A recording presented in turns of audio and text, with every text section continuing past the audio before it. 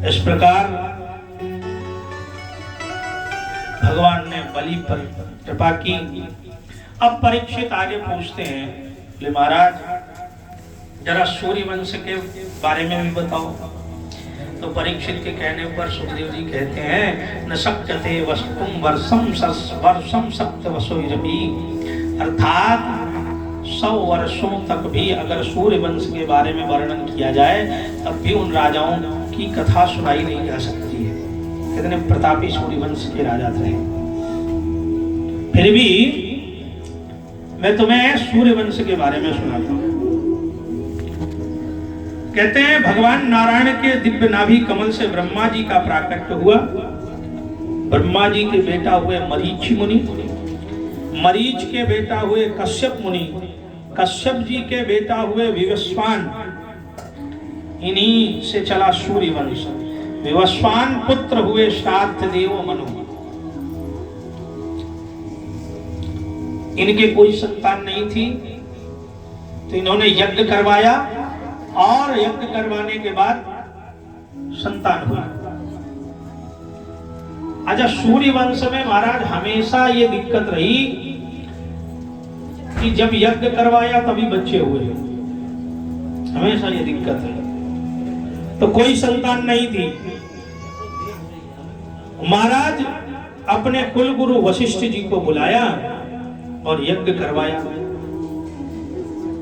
और राजा चाहते थे कि बेटा हो और राजनी चाहती थी बेटी हो। अब आप देखो कि भारत वर्ष की पहली रानी थी जो बेटी चाहती थी।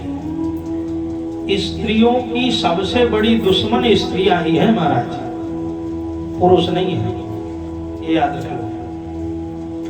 आप देख लो ना, झगड़ा किनका, बोले सास बहू का। स्त्रियों की सबसे बड़ी दुश्मन कौन है? स्त्रियां ही, पुरुष नहीं है। घर में अगर बिटिया आपकी है तो दूसरे की है तो सब बराबर ही है, बिटिया ही तो है।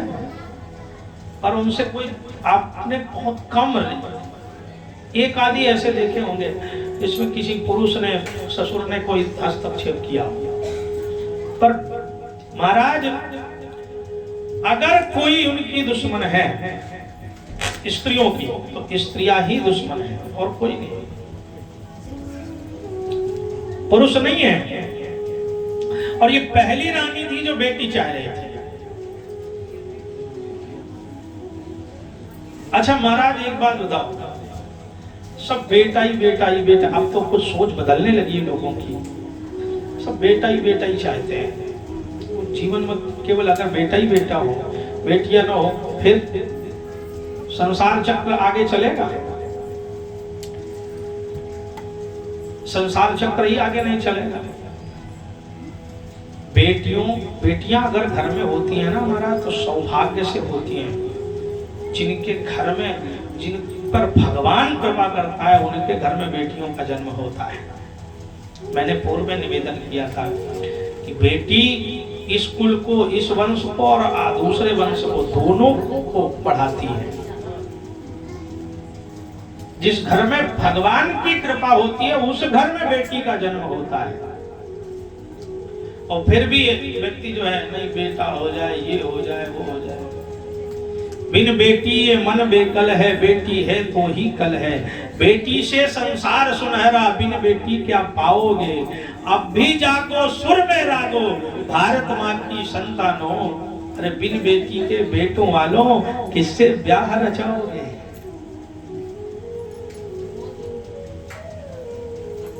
बेटियां तो बड़े सौभाग्य से मिलती है महाराज।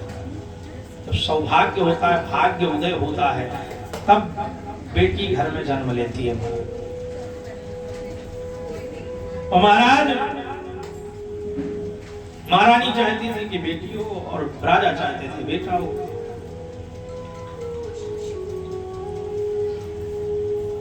ब्राह्मण जो घर में यज्ञ करने आए तो उन्होंने कहा,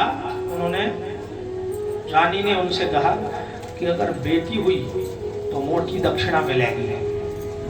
तो ब्राह्मणों ने मंत्र बदल दिया, जहां बेटा होना था वहां बेटी हो गई। अब महाराज राजा परेशान हो, हम तो चाहते थे बेटा हो, बेटी यज्ञ में यही हुआ और बेटी कैसे हो गई। गुरु जी के पास गए लेकर के, और महाराज जी बेटी कैसे हो गई।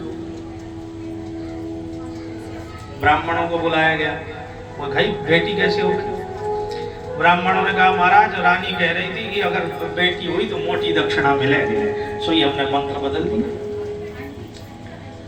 ओहो, और भाई जब तुम पति पत्नी एक मत नहीं हो, ले जाओ, जो हुआ ना था सो हो गया। और नहीं महाराज आप चाहो तो ये बेटी ही बेटा बन जाए। अब ये कैसे हो सकता है। तो नहीं महाराज चाहो तो ये हो सकता है। तो उन्होंने उस बेटी को ही बेटा बना दिया। अब पहले कथाओं में सुनाया जाता था तो बोले सब ये बेकार की बात है, फालतू की बात है। आज साइंस ने ये काम करना चालू कर दिया है ना। अब मानने लगे कि नहीं हो, ऐसा हुआ होगा।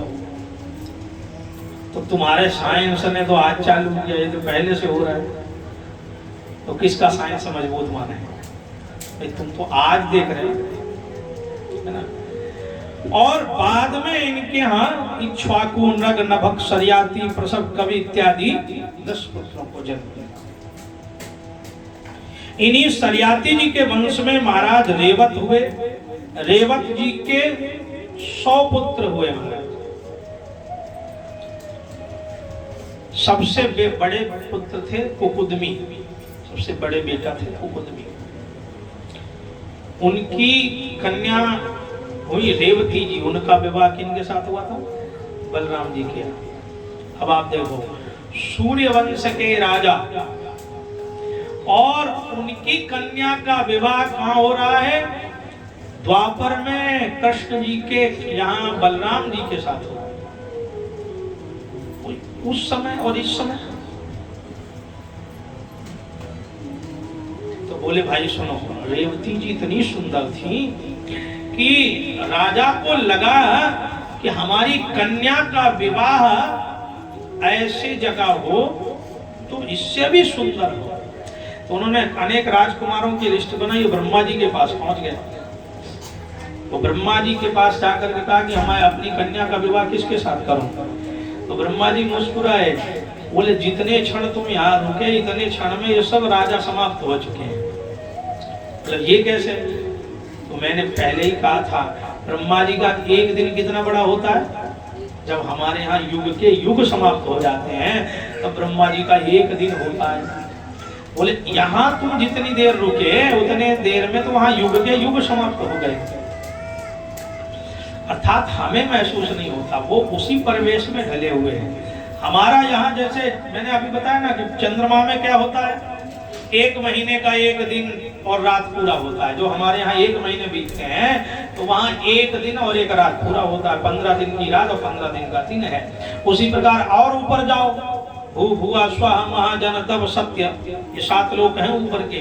तो इनसे ऊपर जाओगे तो जैसे जैसे अब आप जैसे मान लो कोई यात्रा कर रहे हो, बहुत स्पीड में कोई यात्रा करे, कोई 1000 किलोमीटर की प्रति रफ्तार घंटे के हिसाब से चले, तो उसमें आप घड़ी की सुई देखो ना, तो यहाँ के घड़ी से और वहाँ के उसमें से अंतर हो जाता है। ये साइंस भी मानता है। तो उसी प्रकार जब ब्रह्मा जी के यहाँ पहुंचे तो यहाँ बोले युग के युग बीत गए। अब घबराए, बोले घबराओ नहीं, द्वापर आने वाला है, तुम तुरंत जाओ, उसमें बलराम जी जन्म लेंगे, तुम उनके साथ अपनी कन्या का विवाह कर देना। भागे भागे आए, तब तक द्वापर आ चुका था, बलराम जी का प्राकट्य हो गया था, बलराम जी बड़े हो गए थे। अपनी कन्या के विवाह का प्रस्ताव रखा और बलराम जी ने स्वीकार कर लिया। भावर पड़ने लगी, परंतु एक समस्या और, बोले त्रेता युग में लोग 21 हाथ के होते थे। 21 हाथ का मतलब इतने लंबे, हाँ इतने लंबे लोग होते थे। और द्वापर में 7 हाथ के लोग होते थे। अब सोचो, दुल्हन जो है 21 हाथ की और दूल्हा 7 हाथ का, कैसा लगेगा? जैसे कोई बच्चे को लिए जा रहा है ना।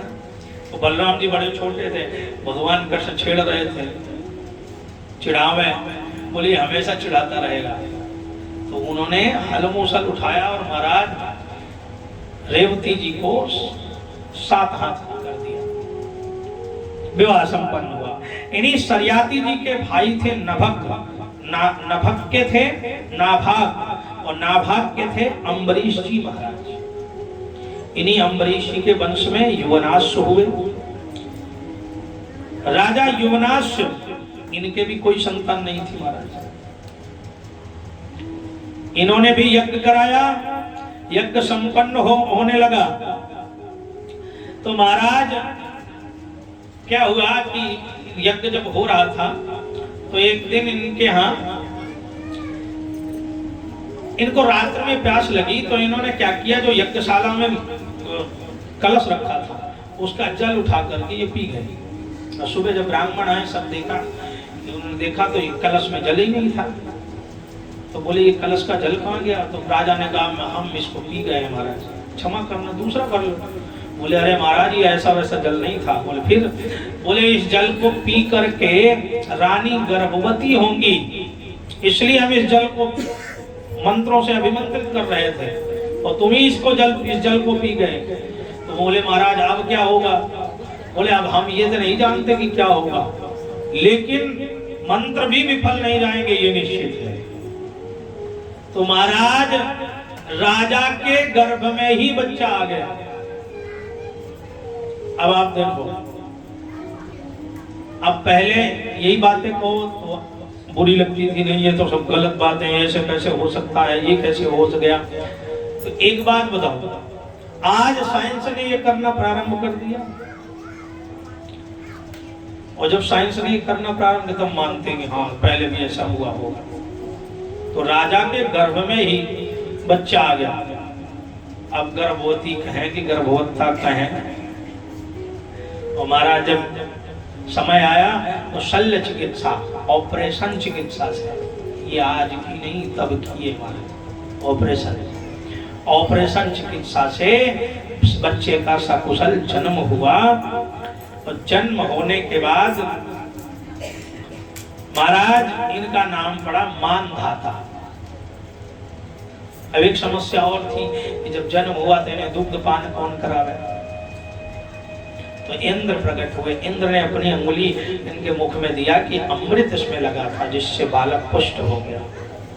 इसीलिए इनका नाम पड़ा मानधाता। धाता माने होता है इंद्र, और जो इंद्र के द्वारा रक्षित है वो है मानधाता।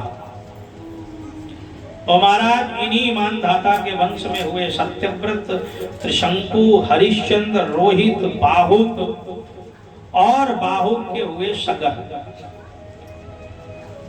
सगर की 2 पत्नियां थी, केसनी और सुमति। केसनी के तो 1 बेटा और सुमति के 60,000 बेटा थे। 60,000। ये तब की बात, आश्चर्य करने की जरूरत नहीं। मैंने अभी बताया था कि अभी 100-100, 200-200 बेटा है, बच्चे हैं व्यक्ति के, तो तब की तो बात ही अलग थी। आश्चर्य नहीं कर सकता इसका। और महाराज कपिल भगवान के श्राप से ये 60,000 बेटा भस्मीभूत हो गए थे। क्यों? बोले यज्ञ करवाया, अश्वमेध यज्ञ किया, इंद्र को इनके यज्ञ से जलन हुई। अश्वमेध यज्ञ का घोड़ा कपिल भगवान के आश्रम में जाके बांध दिया। और जब 60,000 बच्चों ने जाके ढूंढना प्रारंभ किया, तो जब वहां गए तो शोर मचने लगा। तो कपिल भगवान की समाधि खुल गई, और समाधि खुलते ही उनकी नेत्रों से जो अग्नि ज्वाला निकली, उससे उनके 60,000 पुत्र जल करके भस्मीभूत हो गए। और महाराज जब 60,000 बेटा जल करके भस्मीभूत हुए, तब जो पहली रानी का बेटा था असमंजस, उसने कपिल भगवान से ही निवेदन किया। तो उन्होंने बताया कि आकाश से गंगा अवतरित हो जाए। तो गंगा कौन है? बोले जब भगवान वामन भगवान में ने ऊपर के 7 लोक नापे तो ब्रह्मा जी ने उनका पाद प्रक्षालन करके जो जल कमंडलों में रख लिया था वही गंगा जी के रूप में अवतरित था। तो असमंजस ने तपस्या किया और अंशुमान, उनके अंशुमान ने तपस्या किया, अंशुमान के दिलीप ने तपस्या किया, दिलीप के भगीरथ ने जब तपस्या की तब गंगा मैया अवतरित हुई। प्रसन्न हुई कि ठीक है, हमारे कहे पे मैं आऊंगा, परंतु मेरा वेग कोई संभाल नहीं पाएगा। अगर मैं डायरेक्ट यहाँ नीचे आई तो धरती तो रसातल में चली जाएगी। तो उन्होंने भगवान शंकर जी से प्रार्थना की, तो भगवान शंकर ने उन्हें अपनी जटाओं में स्थान दिया। बोले थे चिंता मत कर, आने दे उनको। और जटा खोल करके भगवान भोलेनाथ खड़े हो गए। जटाओं में भगवान भोलेनाथ ने गंगा जी को समाहित कर लिया। गंगा जी तो उनके जटाओं में ही घूमती रह गई। तो बाद में एक जटा खोली जिससे गंगा जी धराधाम पर अवतरित हुई। आगे आगे भगीरथ, पीछे पीछे गंगा जी। और गंगा जी वहीं से गोमुख होती हुई ऋषिकेश हरिद्वार होती हुई गंगा जी इलाहाबाद बनारस होती हुई जो कपिल भगवान के आश्रम में पहुंची और जैसे ही स्पर्श किया उन 60,000 भस्मीभूत उन पुत्रों को, तो सब मुक्त होकर के भगवान के परम धाम को चले गए। बोल गंगा मैया की जय। महाराज गंगा मैया का प्राकट्य, और हम बड़े सौभाग्यशाली हैं हम लोग जो गंगा मैया का दर्शन कर पा रहे हैं, गंगा मैया में स्नान कर पा रहे हैं। हमारे भारत भूमि का ये गौरव है। लोग कहते हैं, ध्यान देना, थोड़े 2 मिनट की कथा एक मैं आपको सुनाता हूँ। लोग कहते हैं ताजमहल प्रेम की निशानी है ना। प्यार की निशानी किसे बताते हैं? ताजमहल। क्यों बताते हैं? शाहजहां अपनी 14वीं पत्नी के विरह में कह रहे हैं उसने बनवाया था। 14वीं पत्नी, बच्चे को जन्म देते समय वो मर गई और उसकी याद में उसने ताजमहल बनवा दिया, तो वो प्रेम की निशानी हो गई। अरे प्रेम की निशानी माननी है तो महाराज गंगा मैया को मानो। गंगा से बढ़कर के कोई प्रेम की निशानी नहीं है। और उसी परिवार से जुड़ी हुई मैं आपको एक कथा सुनाता हूं। शायद ये हमारे इतिहासों से सब विलुप्त हो चुकी है और जानबूझ करके सब विलुप्त कर दी गई है। आपको कथा सुनाऊं, उसी परिवार से जुड़ी हुई एक कथा है कि शाहजहां की 2 पुत्र थे। कौन? दारा शाह शिको और औरंगजेब, और एक कन्या थी रोशन आरा।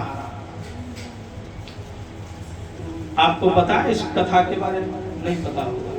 रोशन आरा भगवान कृष्ण की भक्त थी। है? भगवान कृष्ण की भक्त।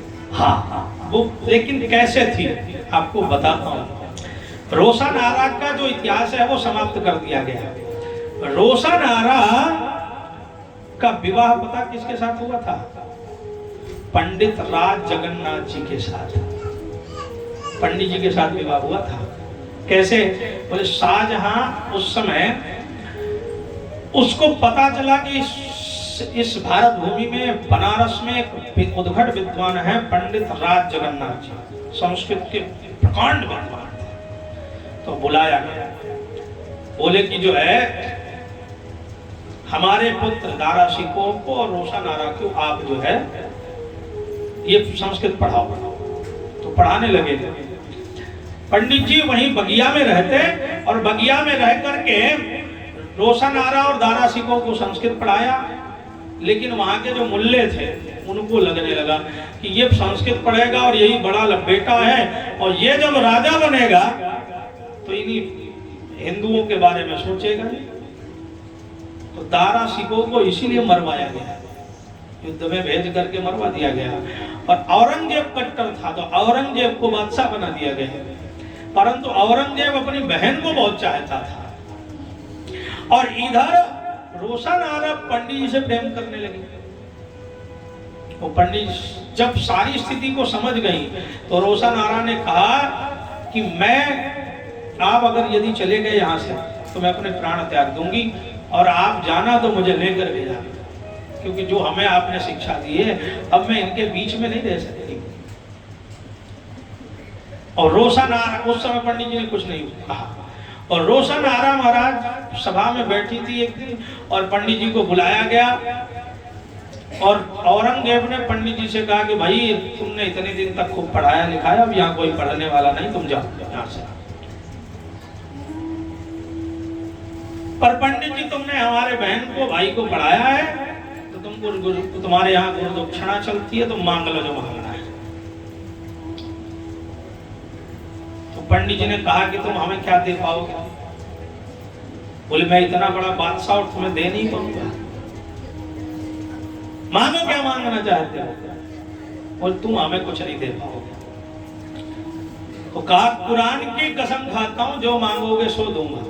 और जब कुरान की कसम खाई तो पंडित जी ने वहां पे जो मांगना था मांगना, क्या मांगा?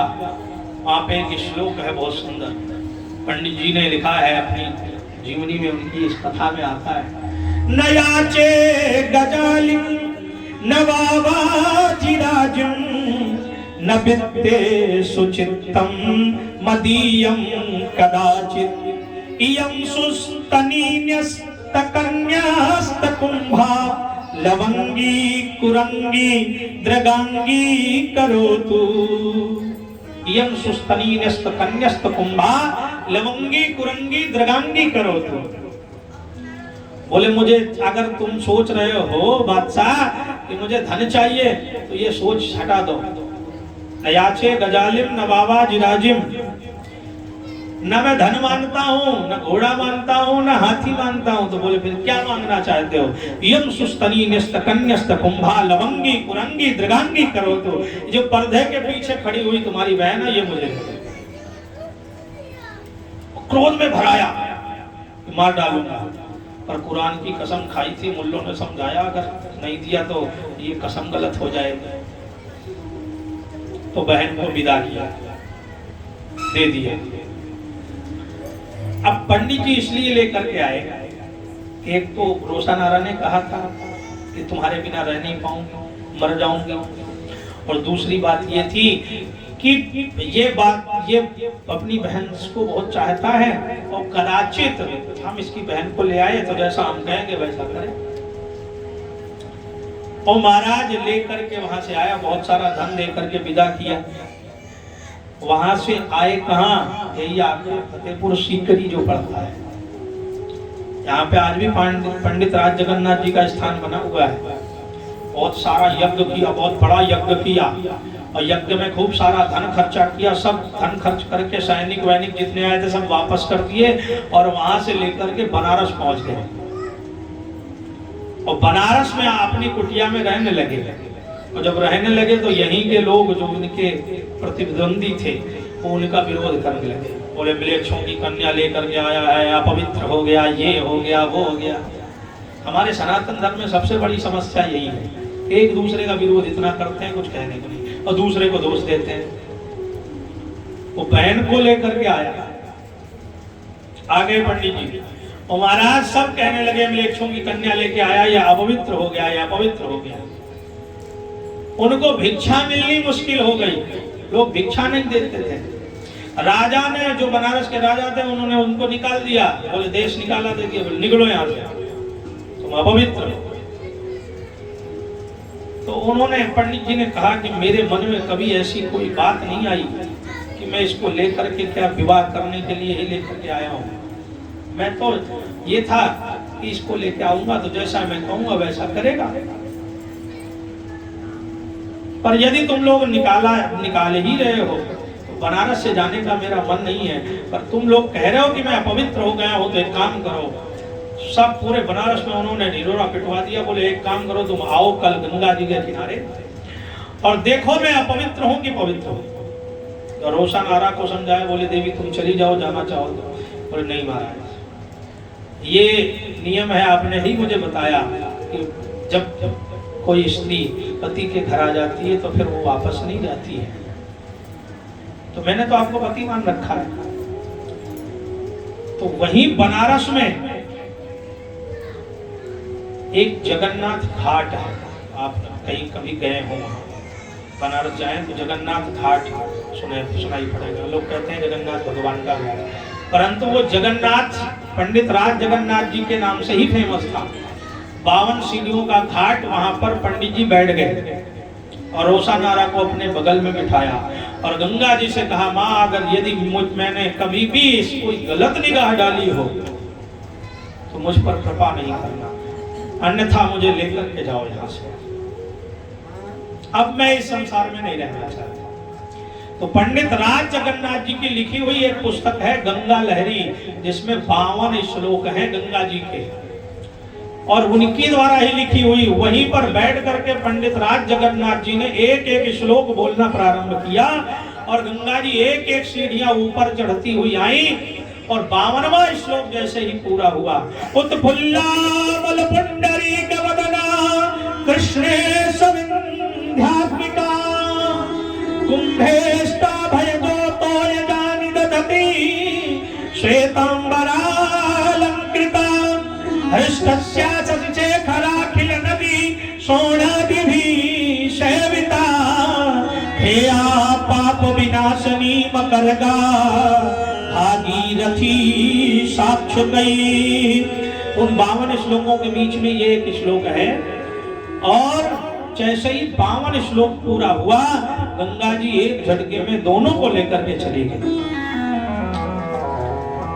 अरे जब गंगा जी चढ़ने लगी थी ना, तब सबको लगा रही हमने तो गलती कर दी, हमने तो गलती कर दी। सब क्षमा मांगने लगे, बोले महाराज अब मत जाओ, हम समझ गए। बोले भाई रुक तो जाते, पर ऐसी मुक्ति अब दोबारा मिलने वाली नहीं है कि गंगा जी स्वयं लेने आ रही है। तो रोशानारा को समझाया, बोले देवी तुम जाना चाहो तो चले जाओ।